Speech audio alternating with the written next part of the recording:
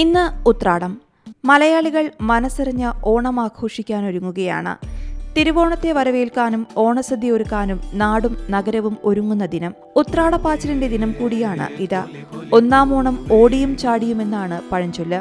ഉത്രാട ദിനമാണ് ഒന്നാം ഓണമായി കണക്കാക്കുന്നത്.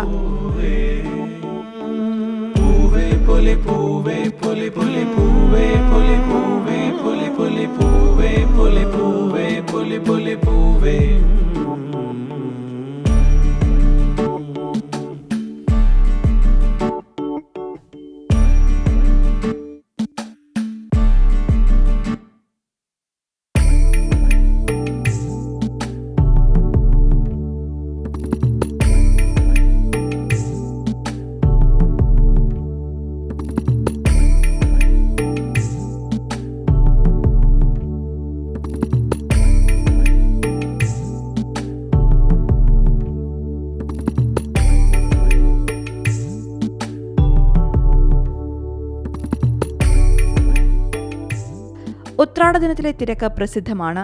തിരുവോണത്തിന് ആവശ്യമായ സാധനങ്ങൾ വാങ്ങാനുള്ള തിരക്കിന്റെ ദിവസമായതിനാൽ ഉത്രാടപ്പാച്ചിൽ എന്നൊരു ശൈലി പോലും ഓണവുമായി ബന്ധപ്പെട്ടുണ്ട്. അത്തം ദിനത്തിൽ ആരംഭിക്കുന്ന പൂക്കളമിടലിൽ ഏറ്റവും വലിയ പൂക്കളം ഒരുക്കുന്നത് ഉത്രാട ദിനത്തിലാണ്. ഗുരുവായൂർ ക്ഷേത്രത്തിൽ ഉത്രാട ദിനത്തിൽ ഒരുക്കുന്ന കാഴ്ചക്കുലകളാണ് ഉത്രാട കാഴ്ചയെന്ന് അറിയപ്പെടുന്നത്. ഉത്രാട ദിനത്തിൽ സന്ധ്യയ്ക്ക് ഉത്രാടവിളക്ക് തയ്യാറാക്കാറുണ്ട്. മഹാബലിയെ വിളക്കിന്റെ അകമ്പടിയോടെ സ്വീകരിക്കുന്നുവെന്നാണ് വിശ്വാസം. പൂർവിക സ്മരണയ്ക്കായി ഉത്രാട ദിവസം നിലവിളക്ക് കൊളുത്തി ഓണവിഭവങ്ങൾ തൂശനിലയിൽ വിളമ്പുന്ന രീതിയുണ്ട്. ഒന്നാം ഓണത്തെ കുട്ടികളുടെ ഓണമെന്നും പറയുന്ന ഇടങ്ങൾ കേരളത്തിലുണ്ട്. ഈ ദിവസം കുട്ടികൾ ഓണം ആഘോഷിക്കുകയും മുതിർന്നവർ തിരുവോണം ആഘോഷിക്കാനുള്ള അവസാനഘട്ട ഒരുക്കങ്ങൾക്കായി ഓടി നടക്കുകയും ചെയ്യും. ഇതിനെയാണ് ഉത്രാടപ്പാച്ചിലെന്നും പറയുന്നത്.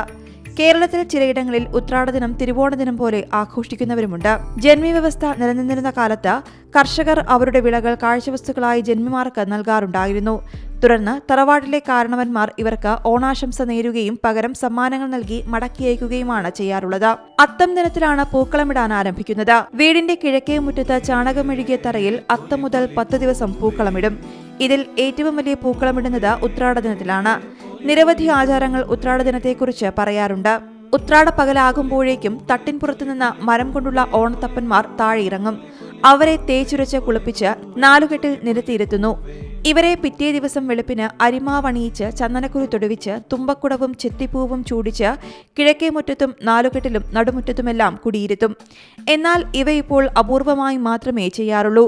ഉത്രാട ദിനത്തിൽ വൃത്തിയാക്കി വയ്ക്കുന്ന വിളക്കുകളിൽ വലിയൊരെണ്ണത്തിൽ നിറയെ എണ്ണയൊഴിച്ച് കത്തിക്കാറുമുണ്ട്. പൂക്കൾ ഉപയോഗിച്ച് വിളക്ക് അലങ്കരിക്കുകയും ചെയ്യും. News desk C Malayalam news.